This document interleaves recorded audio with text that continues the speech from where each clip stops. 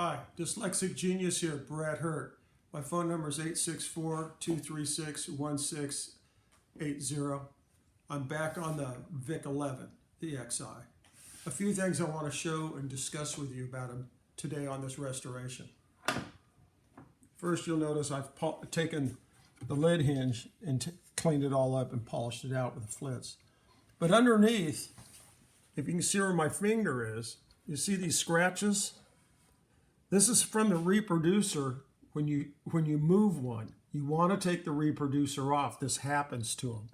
The other thing is, I took the back bracket off. And a few people say, oh, you go too far, or people go too far in restorations. Well, you see this beautiful clean finish here? That's the original finish. I have the motor right now soaking in simple green.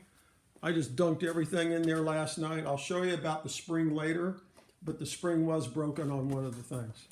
So here's a few little cool things to do.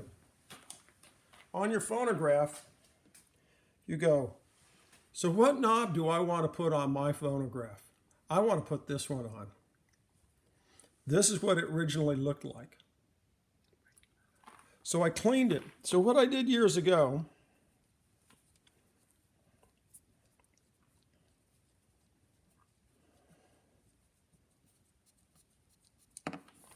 was I got an 832 screw and I got a square flat bolt nut like it fits on there. So all you do is screw this in,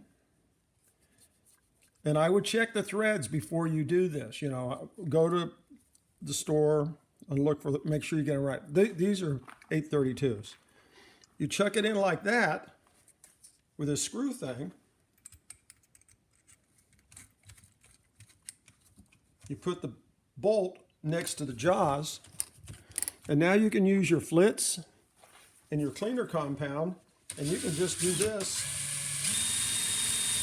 all day long and it'll shine it right up. And that's all I did right here. Clean it up, polish it out.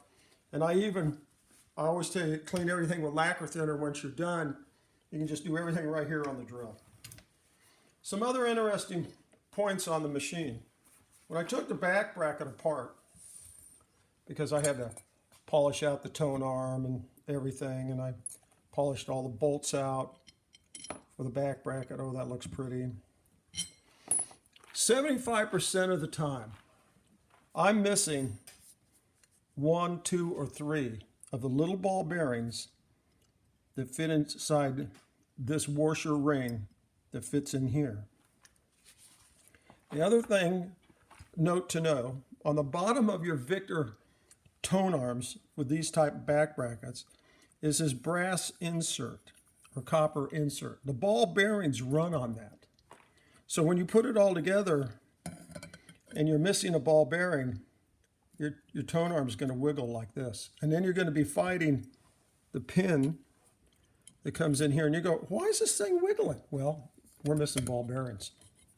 So I'd ordered years ago the exact ball bearings for these.